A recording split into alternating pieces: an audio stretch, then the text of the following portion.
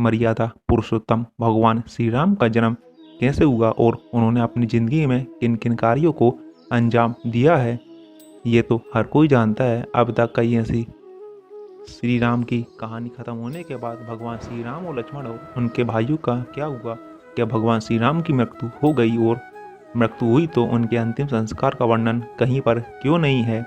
और इससे भी बड़ा सवाल ये है कि भगवान श्री राम के पुत्र लव और कुश, उनकी नगरी अयोध्या का क्या हुआ? तो आइए जानते हैं इस वीडियो के माध्यम से। अंत तक बने रहिए हमारे साथ। नमस्कार दोस्तों, स्वागत है आपका हमारे यूट्यूब चैनल कर्मा में। ये तो ऐसे ही सवाल हैं जो आप सभी के मन में कभी ना कभी जरूर आए। रामायण की कहानी खत्म होने के बाद भगवान श्री राम ने अपने अंतिम वक्त में हनुमान जी को पाताल लोक में क्यों भेज दिया और इस वक्त कहाँ हैं? जब भगवान राम को लक्ष्मण और माता सीता के साथ वनवास जाना पड़ा और जहाँ पर लंकेश भगवान राम की पत्नी सीता का हरण कर लेता है, जिसके बाद भगवान राम के परम भक्त हनुमान माता सीता की खोज करते हुए लग जाते हैं। उसके बाद भगवान राम अपनी वानर सेना को लेकर माता सीता को लंका से मुक्त कराने के लिए लंका पहुंचते हैं। लंकेश को मृत्यु के घाट उतारने के बाद माता सीता को लेकर अपनी नगरी अयोध्या पहुंचते हैं, जहां माता सीता के ऊपर आरोप लगने के बाद उनकी अगली परीक्षा ली जाती है और अग्नि परीक्षा देने के बाद माता सीता धरती के भीतर समा जाती हैं। पौराणिक कथाओं के अनुसार माता सीता के पृथ्वी में समा जाने के बाद विष्णु के 7वें अवतार यानी कि भगवान श्री राम का पृथ्वी पर काम पूरा हो गया था और आपको वक्त निकट आ चुका था जब श्री राम को धरती लोक त्याग कर वैकुंठ की तरफ प्रस्थान करना था। भगवान श्री राम इस बात को अच्छी तरह से जानते थे कि अगर उनका परम भक्त हनुमान उनके पास रहेगा तो कभी भी भगवान राम को पृथ्वी लोक त्यागने के लिए मंजूरी नहीं देगा।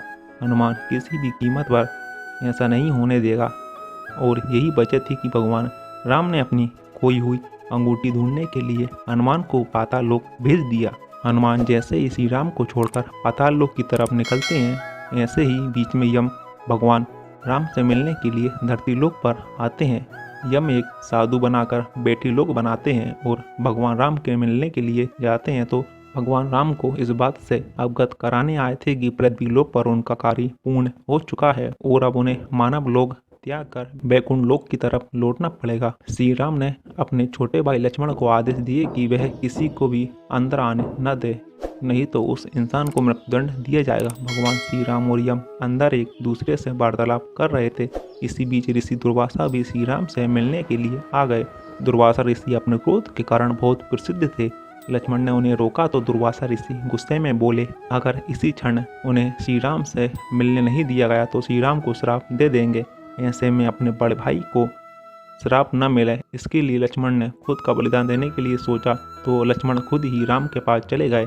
श्री राम इस बात को बिल्कुल भी नहीं समझ सके कि जो आज तक हर एक आज्ञा का पालन करते आया था, उसने आज आज्ञा कैसे तोड़ दी। श्री राम अपने छोटे भाई को मृत्युदंड तो नहीं दे सके, लेकिन उनको देश निकाला का आदेश दे दिया। अपने बड़े भाई को नाराज करने के बाद लक्ष्मण खुद सरयू नदी में जाकर विलीन हो गए। आपको जानकर हैरानी होगी कि अयोध्या के सरयू नदी में जिसे शेषनाग का जिक्र किया जाता है, वो शेषनाग कोई और नहीं बल्कि लक्ष्मण का ही रूप है। कहा जाता है कि लक्ष्मण शेषनाग का ही मानव रूप थे, जिन्होंने मानव अवतार इसलिए लिया था ताकि हर वक्त भगवान राम की सेवा कर सकें।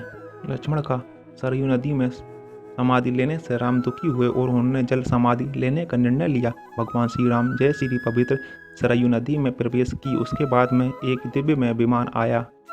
उस समय में भगवान का स्वरूप बदल गया और उनके शरीर में 2 की जगह 4 भुजाएं हो गईं। भगवान श्री राम का विष्णु अवतार कहा जाता है। अपने वास्तविक रूप भगवान विष्णु के रूप में आने के बाद भगवान उस विमान में बैठ गए। ये देखकर अयोध्या की प्रजा ने भगवान से कहा कि हे प्रभु, आप तो अपने परम धाम को जा रहे हैं, आपके बिना हमारी क्या दशा होगी। तब प्रभु ने अपनी प्रज्ञा से कहा, आप सभी मेरे प्रिय हो, इसलिए आप सब मेरे साथ चलें। राम त्रेता युग में अंतिम चरण में अपने परम धाम को चले गए। इस तरह से पूरी अयोध्या सरयू नदी के जल में समा गई। साथ ही इस प्रकार हमने देखा कि भगवान राम कौन थे और श्री राम का अयोध्या से क्या संबंध था। वीडियो पसंद आई हो तो लाइक, शेयर और सब्सक्राइब अवश्य करें। धन्यवाद।